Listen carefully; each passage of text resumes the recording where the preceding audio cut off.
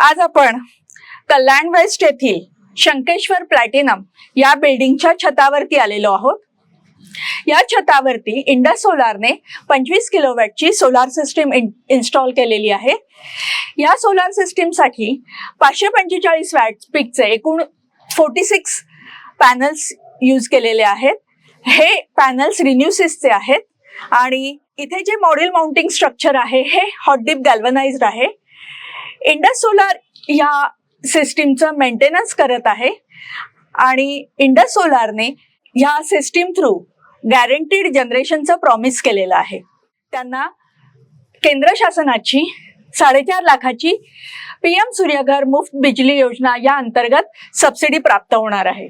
तसेच त्यांचं सध्याचं जे वीज बिल आहे ते जवळजवळ 50,000चं आहे। त्या 50,000च्या वीज बिलामध्ये जवळजवळ 95% घट होणार आहे। शंकेश्वर प्लॅटिनम या सोसायटीच्या सर्व सभासदांनी सोलार पॉवर प्लांट लावण्याचा निर्णय एकमताने घेतल्याबद्दल त्यांचं खूप खूप अभिनंदन आहे।